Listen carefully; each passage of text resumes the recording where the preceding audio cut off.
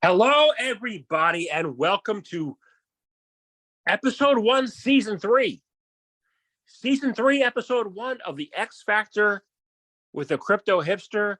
This is your host, Jamil Hasan, where I bring you global news, insights, analysis from all over the world of crypto and blockchain. And I am excited today because we're kicking off season three. Now, for those who haven't listened to me yet, you know that this is my 41st episode total, but the first season, which was the first 20 episodes, was all about getting our feet wet in the world of crypto and blockchain globally. For those who didn't know what's going on in the world, to know what's going on and to get, the feet wet. Season two, we did a little bit of SEC bashing and trashing. That wasn't all about the funness of bashing and trashing the SEC, although it was delightfully fun. That was more about how to establish really conviction and resilience in this crypto space, which could be applied to any other space. Fight for what you believe. And my message was consistent with my audience, was fight against the people who are trying to kill crypto, because there's no reason to kill it. The world is out there. It's exciting. It's dynamic. It's incredible. And there's opportunities that should be available to everybody. So that was season two. Now, season three is a little different. Season three is all about the theme for season three will be, ready for it? Ready? A crisis of conflict. Now, what does that mean? Well, there's been a lot of businesses shuttering recently, and we'll get into some of those today. There's been entrepreneurs who have been shut out and, who have to rethink what to do. There is a saying in any addiction program that in order to really recover and start doing work, you need to hit rock bottom. Like, just ask an addict or an alcoholic, what made you do the steps? What made you go to the program? What made you do all that stuff? And it was, I hit rock bottom, and based on the rumors of choke point 2.0, which was, we don't know if it's a made up thing or not, from the, political administrations in the US, who apparently from the outside seem really hostile toward crypto. Many of us are at this crisis of conflict moment. What does that mean? Well, how do we examine how we've been beaten down, but then move forward and build powerfully, even in the face of that beatdown? So there's a lot of conflict going on. There's a lot of movement going on. And not everything is how it seems. But there are things that are how it seems. In this season three, we're going to dive deeply into the crisis of conflict and investigate opportunities that there are out there, because people are saying the metaverse is dead and NFTs are dead and all this stuff in crypto is dead. And it's not.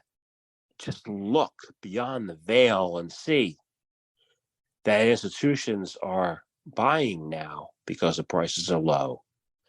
There's little hints and subtleties that go into this that we're going to investigate during this program, during this next 20 weeks, during season three. And we're going to do that by looking at the global news and the US news and the South American news and Europe and Asia, including South Korea, and Middle East and all that. And we're going to kick it off today right now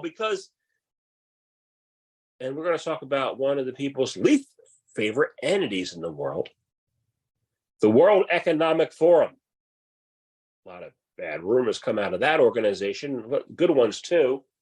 And I've had some amazing interviews with some people where we talked about the World Economic Forum and their goals and missions and all that stuff. And if you check out my books, you'll see some delightful conversations. And my books are all available on Amazon. There's 149 of them as today. There's going to be more by the end of the season three. The World Economic Forum publishes crypto asset regulation recommendations for government and industry. the World Economic Forum analyzed regulatory approaches to urge cooperation between international organizations, regulators, and the crypto industry. The WEF has released a white paper on crypto asset regulation, assisted by its Digital Currency Governance Consortium. The need for regulation is urgent and cooperation is key, the paper found. Global coordination is necessary for crypto asset regulation to prevent ambiguity, regulatory arbitration, and inconsistent enforcement, the paper argued.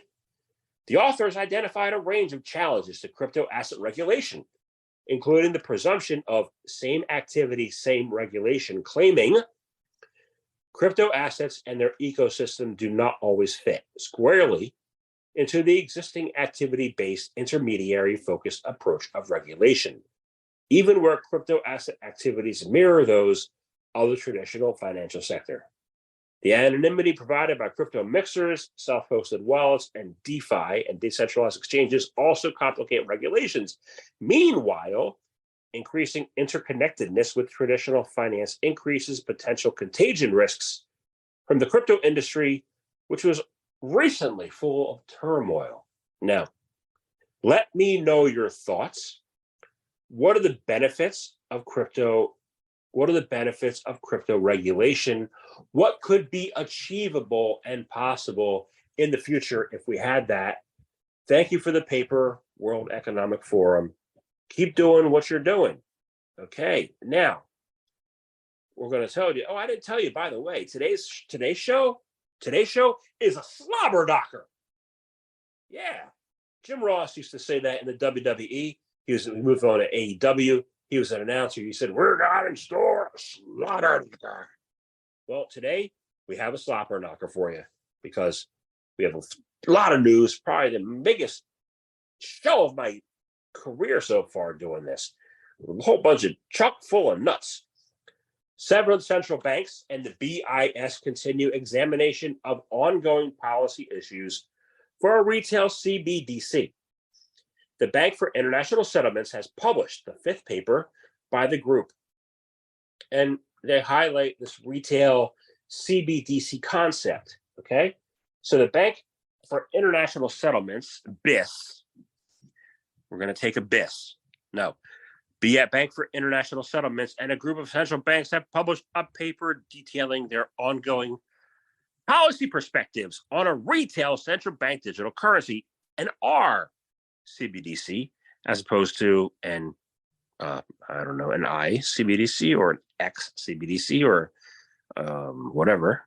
The new publication is the fifth from the same authors. They're central banks of Canada, the EU, Japan, Sweden, Switzerland, England, and the USA teamed up with BIS to produce a short document in 2020 that established common principles and key features they found desirable in an R CBDC. That was followed a year later by 3 reports on more narrow questions. Okay, the latest paper mainly continued the discussion of policy elements that were previously examined. The first is stakeholder engagement, which it concluded will depend on several mechanisms. Engagement with legislators will be essential since the outstanding legal issues related to CBDC will largely be a matter of national law. Let me know your thoughts. Let me know what you think. What do you think of BIS, of the retail CBDC potential? How's that going to differ from an institutional CBDC potential? And is it going to replace the dollar? Okay, here's a big deal. Okay, back in 2018, during crypto winter, in July and August, quite a few ERC20 tokens dried up. Liquidity, poof. Let me do that again. Poof. One more time. Poof. Gone. So I remember staying up late one night, and when all liquidity was gone on one of my apps, my BRD wallet, which no longer exists, going through the middle of the night and trying to salvage what I could, because when crypto liquidity goes to zero for a token, the token price goes to zero and it's dead. I lost a few that night. I had like about 80 that night. Lost a few, but hey, you need Ethereum. My bottom line is that you need Ethereum to trade. The Ethereum exchange balance has dropped to a 5-year low. back in 2018. Same thing. If you haven't lived through that, you're going to live through it now. Okay? So, this is a conflict. The balance of available Ethereum across crypto exchanges dropped to a 5-year low today, this morning, early, bringing the total amount of Ether held on exchanges to just 17.86 million. That was a drastic decline in the exchange supply of ETH. Like, we have not seen that since April 2018. And if you weren't here in April 2018, listen to my show the next 20 weeks. According to Glassnode, only 14.85% of the total Ethereum supply is currently held on centralized exchanges, compared with 25 to 26% of the supply held in the 2021 bull run. The drop in ETH supply began in September 2022, dropping significantly after the FTX crisis and theft and all that in November. Apart from a decline in the exchange balance, Ethereum wallet addresses holding more than 100 ETH have also declined to a 6-month low. This is not good, because we're headed into the summer and into July and August, when things usually dry up anyway. And now we're at a low. Keep your eyes peeled. 2 significant events could have influenced the decline, it says. Glassnode says. One is the collapse of FTX, prompting many to move their crypto across the wallets to self-custody, which is smart, by the way. The second is the Shapella upgrade. The Shapella made way for thousands of validators to withdraw their staked ETH. However, contrary to popular belief, the minority of validators decided to unstake, while the majority only withdrew their staking rewards. So you withdrew the staking rewards, and that's what kind of happened. So let me know your thoughts. What's going to be the positive or negative impact of Shapella? We don't talk about Shapella too much, but let's talk about it. What do you think? How's that going to go? So, and then our last global article, that we're going to go, piece of news, information that we're going to go over here, is about gaming. Okay. Now, according to Polygon co-founder Sandeep Nalwal, Polygon Matic founder, gaming is the largest scale opportunity for crypto. Okay. He says that Web3 gaming will eventually become one of the biggest drivers of mass crypto adoption. In a May 25 Ask Me Anything, which was Thursday, in the India community on Reddit, Nalwal was asked what he sees as some genuine at-scale, real-life use cases for blockchain other than trading and payments. And payments is going to be last, by the way. It's still last. Everything else took off already. Nalwal said, there are some top games launching in the Web3 in the next 6 to 18 months, and it would be very interesting to see if some of them are able to crack the crypto code. Last year itself, there was $2 billion plus in funding for Web3 games. He's right. There is, especially in Asia, this Web3 gaming that's a booming economy. And is that going to continue? It looks like play to earn might be dead.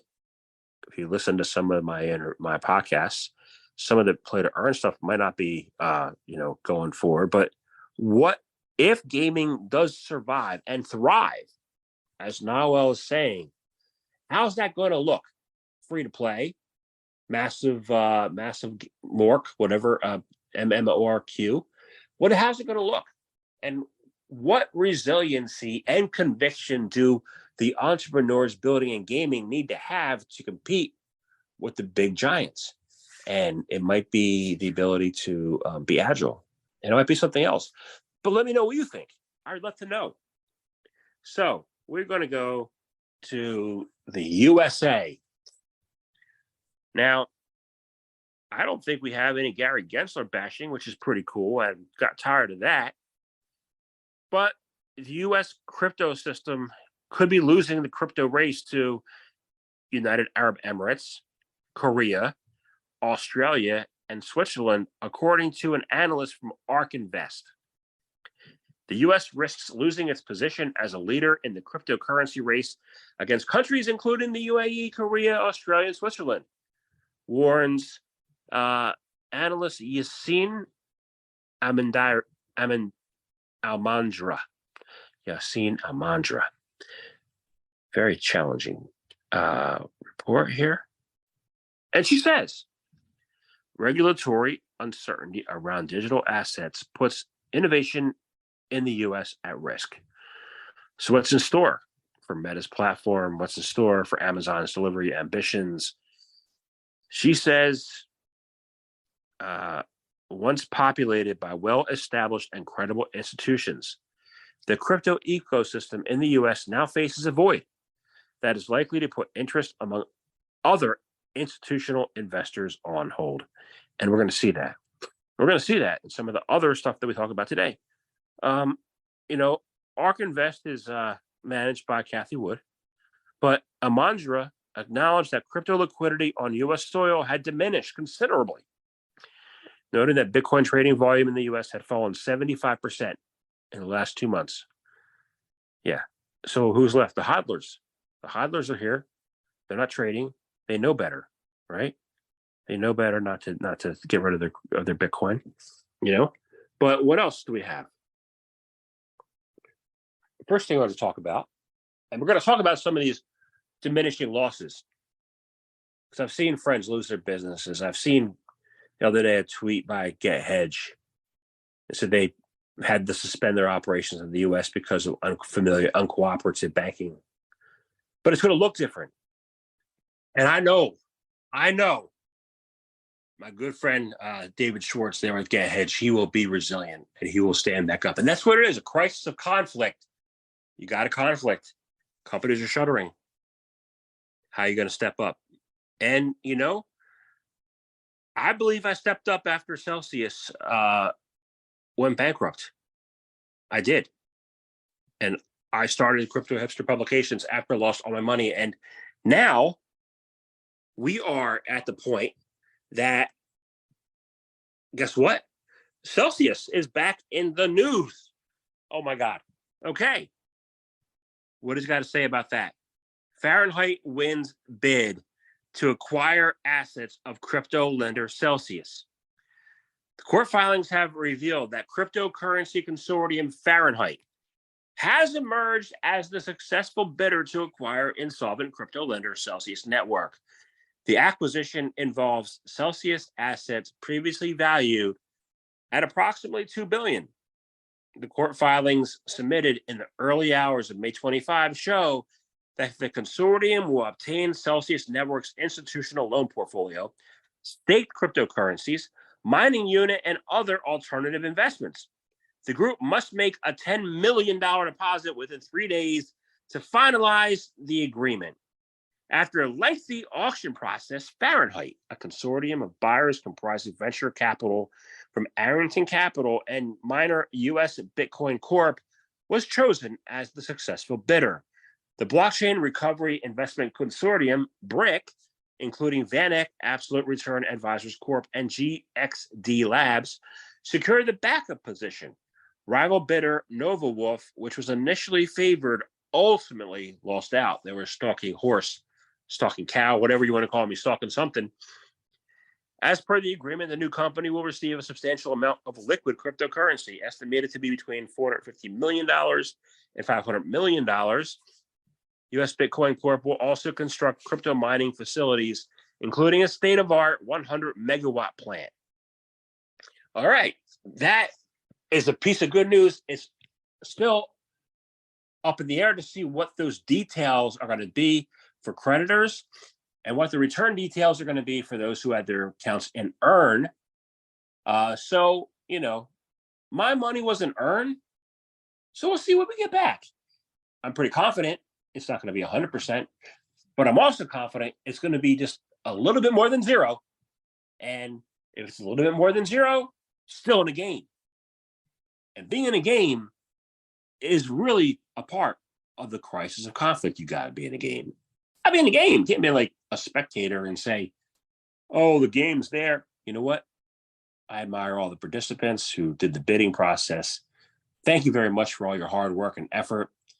And hopefully we have a great resolution for all the investors involved and everybody involved. And I'm looking forward to seeing what happens over the next half year or so.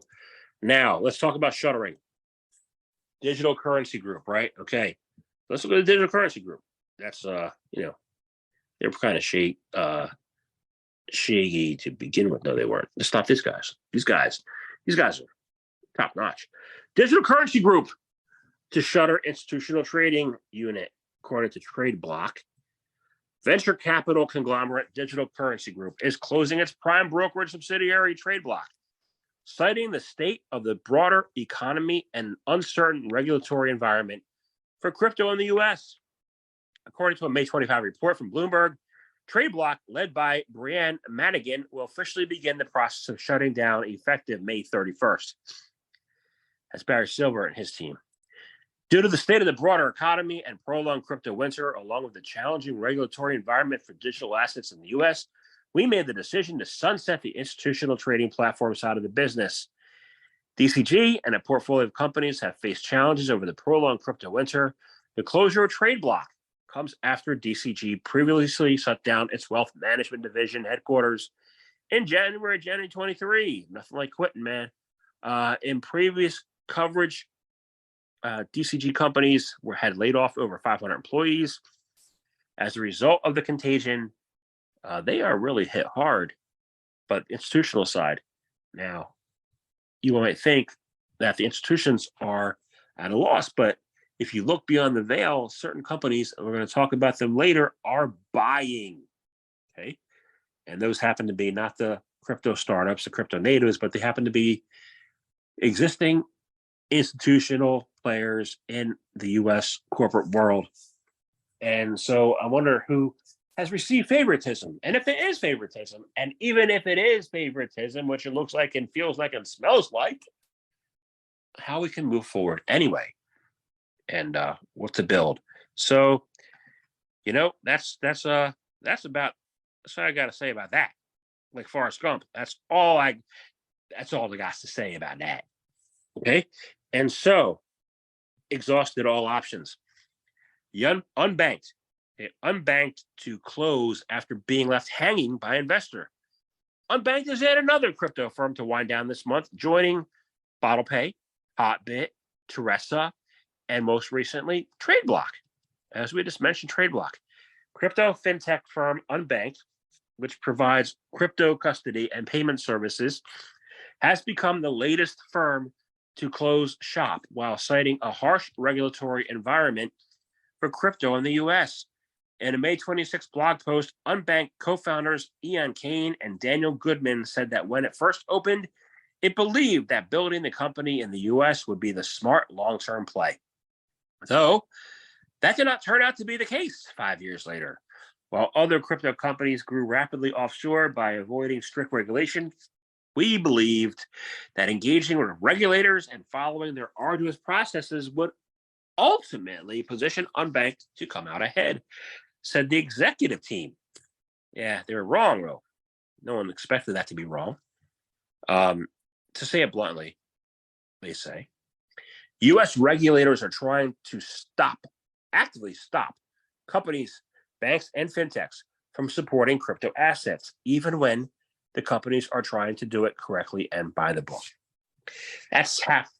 I believe, this is just a crypto hipster here, I believe that's not the case.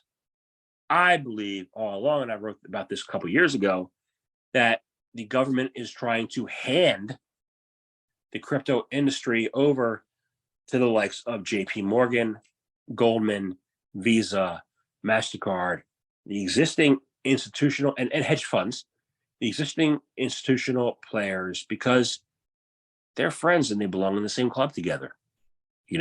This is not about a shot against the asset class. This is the theft of the asset class.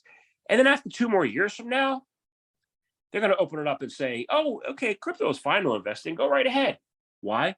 Because the industry had already been moved under the umbrella of people who may not necessarily deserve to have it moved under them. Okay. So, but what you going to do when a cryptomania runs wild on you? All right. So we got to move on. We have to learn how to move on and move forward powerfully.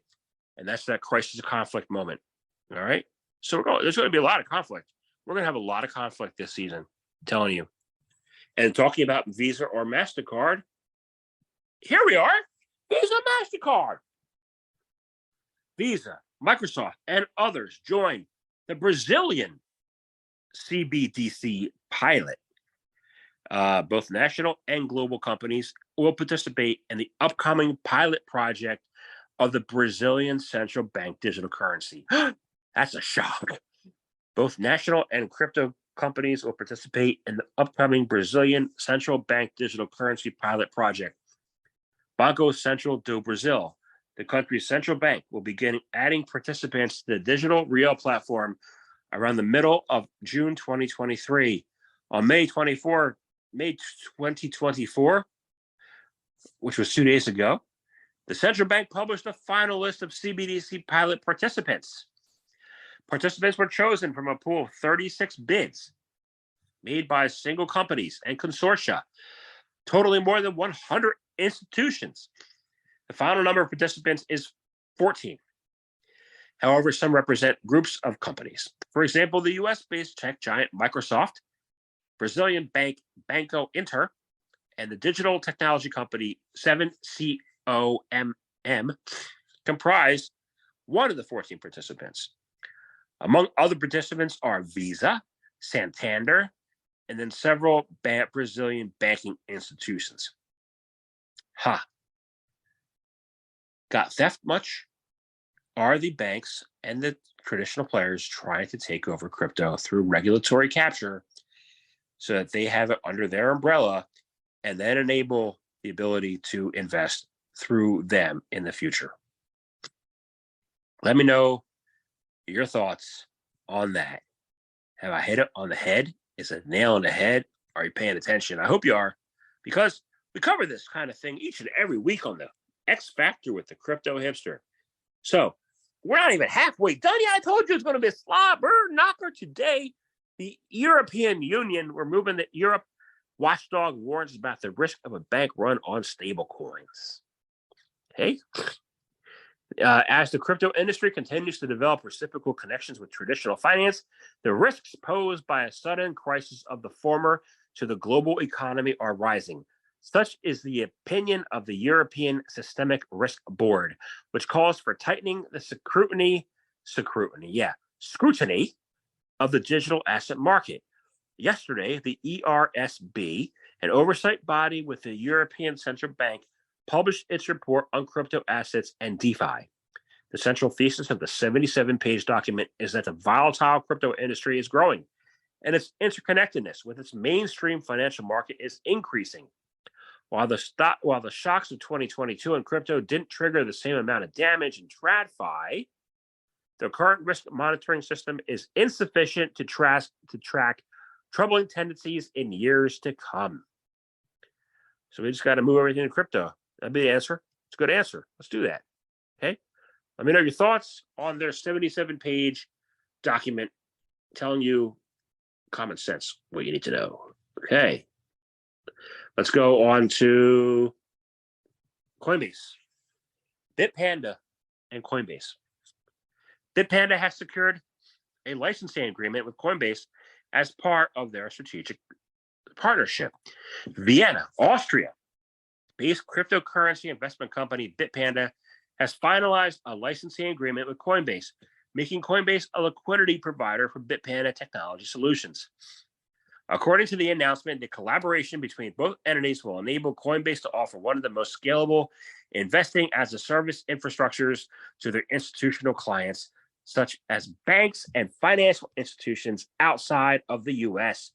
The strategic partnership will allow Coinbase to provide its institutional clients outside the U.S. with a fully regulated trading infrastructure. Additionally, Bitpanda will integrate Coinbase Exchange into its network of approved liquidity providers. How's that going to go? How's that going to be? Smart idea by Coinbase. Let me know your thoughts. Okay, let's go to Norway.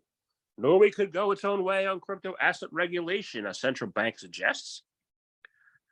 Well, we got to say here, Norges Bank, the central bank of Norway, has released its annual financial infrastructure report. It devoted a considerable part of the report to crypto assets and the question of whether Norway should depend on international regulatory examples to control its market. The EU's markets and crypto assets micro regulation will come into force in a year or two, and will probably also apply to Norway. However, the Ministry of Finance will assess EEA relevance and implementation in Norway. Norges Bank noted Norway is a member of the European Economic Area, but not the EU. So they might have their own separate legislation. If they do, how's it going to go? Let me know your thoughts on that. Okay. Now, let's go to Ireland. Crypto firm Gemini picks Ireland as its European base amid U.S. crypto blues. Not the blues of music. We're not talking about Sweet Home Chicago. We're talking about Sweet Home Limerick. Makes no sense. Crypto exchange Gemini has selected Dublin as the headquarters for its EU operations amid a backdrop of crypto companies seeking expansion outside of the United States.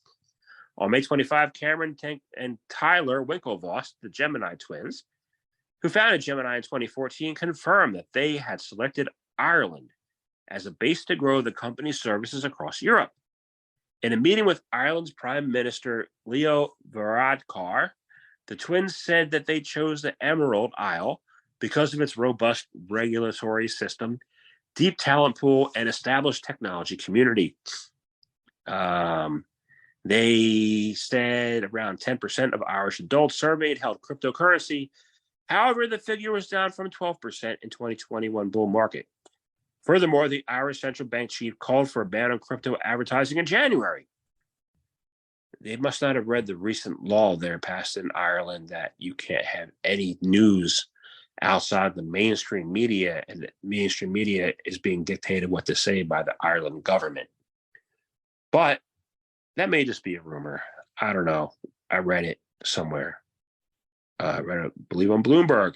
Like I said, somewhere over the rainbow. And that's them. And then the last country to talk about in Europe is France. French lawmakers agree to loosen the rules in the proposed crypto influencer bill. This is a country that wanted to punish influencers. So let's see what they want to do. Let's see what they want to do now. French lawmakers have agreed to tone down the restrictions on a bill first proposed in March that would have severely restricted locally registered cryptocurrency companies from using influencer marketing. An earlier draft of the bill allowed only licensed crypto companies to engage in influencer marketing. However, while crypto companies are currently required to register with the regulator, none are currently licensed in France, nor are they legally required to do so. On May 25, the French Senate said it reached a unanimous agreement on a bill that aims to regulate promotions by influencers for a wide variety of industries. The revised bill now only requires crypto firms registered within the Financial Markets Authority, the nation's financial regulator, to use influencers for their marketing efforts. Okay. Exact wording is yet to be published, but what do you think should be the role of the influencer in crypto and specifically in France? Remember, we talked about this. We said crisis of conflict. And going back a year and a half ago, China banned Bitcoin. And the whole world was like, yeah, China's out of crypto. China's not in blockchain. China's not doing this. China's not doing that. Well, let's see what's actually going on in China. Okay? Because the Chinese state media has removed a video on crypto after Binance CEO calls crypto a big deal. China's state-affiliated media company CCTV aired a video about crypto on May 24th that garnered a lot of attention on Twitter. Binance CEO CZ called it a big deal and claimed that historical coverages like these lead to bull runs. Okay. Just the day after his comment, though, the CCTV network removed the video from its platform. The video program discussed recent developments around crypto compliance in Hong Kong. It also featured a Solana meme coin that turned out to be a pump and dump scheme. So they removed this video talking up crypto. Okay. All right. And the next day, what happens? What happens? The Chinese city releases a policy draft for metaverse industry development. Shocking. On May 24th, the Chinese city of Zhengzhou announced a series of policy proposals to support metaverse companies operating in the region. As part of the initiatives, the municipal government will establish a dedicated fund worth 10 billion yuan to foster growth and development in the industry. That's 1.2. That's $1.5 billion, by the way. Per the government draft, the metaverse companies that chose to relocate their headquarters to Zhengzhou will have the opportunity to receive a startup capital investment of up to 200 million yuan. It was 28.3 million per company. The companies will also qualify for other benefits. So, a year and a half ago, they banned Bitcoin. They talk down crypto. They say everybody's out. Okay. Secretly, there are new mining machines being sent into China. They set up a blockchain consortium training institution. Now they're investing in the metaverse. And they've been talking about CBDCs for a year and a half. Is crypto really not in China? Is it really not? No, it most definitely is. So the US is sending people offshore. China's gathering them up. What do you think is going to happen in the short and medium terms, and then in the long term to countries who do not wish to embrace innovation? What's going to happen? Let me know your thoughts. Like I said, it seems to me like it's a crisis.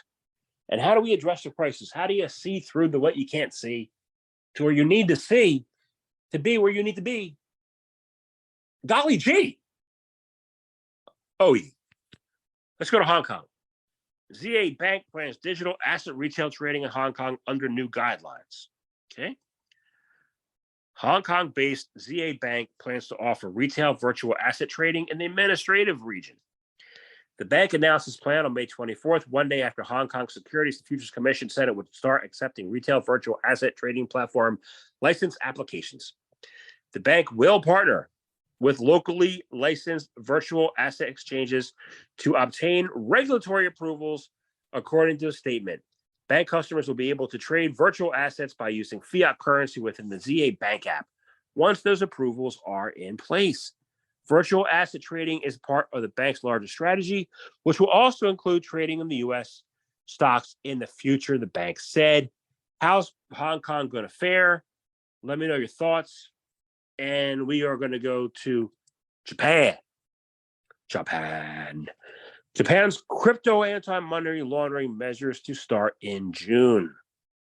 Okay, lawmakers in Japan have decided to enforce stricter anti-money laundering measures to trace cryptocurrency transactions from June 1st. On May 23rd, the Japanese parliament made the decision to roll out tougher AML procedures from next month, according to a report the same day from local media outlet Kyodo News. The move aims to bring Japan's legal framework in line with global crypto regulations. Lawmakers revised the AML legislation in December after it was deemed insufficient by the international financial watchdog, the Financial Action Task Force. According to reports, a vital feature of the new measure is the enforcement of the travel rule to keep a more accurate track of criminal proceeds. How do you think the new travel rule is going to go? How do you think Japan's going to be successful? Let me know your thoughts. And we're going to move on to, so let's see. Let's go to Thailand. Okay. Let's go to Thailand. We have 3 countries left to cover, and then we're going to be done for the day. Binance and Gulf Innova to launch crypto exchange in Thailand in the fourth quarter of 2023. Cryptocurrency exchange Binance continues expanding its global reach by securing new regulatory approvals in Thailand. Gulf Binance, a joint crypto venture of Binance and Gulf Energy's innovation arm, Gulf Innova, has received digital asset operator licenses from Thailand's Ministry of Finance. The licenses enable the firm to operate a crypto exchange regulated by the country's Securities and Exchange Commission. The new crypto venture will combine Binance's digital asset expertise with Gulf's deep understanding of the Thai market. The companies have been closely working together for more than a year to explore the opportunity to launch a local digital asset exchange. Things are thriving outside of, guess where? The United States. Things are thriving outside of the U.S., and that's going to be a theme. And we have to make sure that theme doesn't happen and that crypto theft doesn't take handing to institutions who've done nothing to build this space. Don't get handed things just because they get handed things. Okay. South Korea passes bills to make officials disclose Bitcoin holdings. Okay. The South Korean government is moving forward with new laws to require officials to report on their holdings of cryptocurrencies like Bitcoin. South Korea's National Assembly has unanimously passed a bill that obligates lawmakers and high-ranking public officials to report on their crypto assets. The lawmakers approved the new bill during a plenary session on May 25th, and according to the report, the bill involved amendments to the National Assembly Act and the Public Service Ethics Act. The amendment to the National Assembly Act was unanimously passed with the support of 269 votes. Congratulations on passing that bill. How is that going to go in Korea? And again, let me know your thoughts. And then we're going to close here. Okay. I know I'm rushing. I know it's a long episode. I told you it's going to be slobber knocker. This episode is the slobber knocker and Pakistan. We're going to end with Pakistan. Okay. Pakistan aims to produce 1 million AI trained IT graduates by 2027. Just days after announcing the cryptocurrencies will never be legalized. They did that, by the way. Pakistan's Ministry of IT and Telecom drafted a policy to spur the growth of artificial intelligence. Instead, with the national AI policy, Pakistan aims to evolve into a knowledge-based economy by upscaling human capital on AI and allied technologies, in addition to other investments and initiatives. The policy framework showcases Pakistan's willingness to integrate AI for public and national betterment. The company set a whole bunch of timelines and all this stuff, and they want to beef up AI. Both can be done. Both can be done. This is a message not only to Pakistan but to the U.S. You can embrace both and have innovative technology and have an economy that works for everybody, not just you. Everybody, every single person. And how do we get there? It's going to be discovering our crisis of conflict within ourselves and within the country and coming together and coming up with a solution. And hey, looking forward to the day that happens. But this has been a wrap. This has been the X Factor with the Crypto Hipster. Season 3, episode 1, episode number 41. And I come to you each and every week on Fridays. Have a wonderful week. See you next week.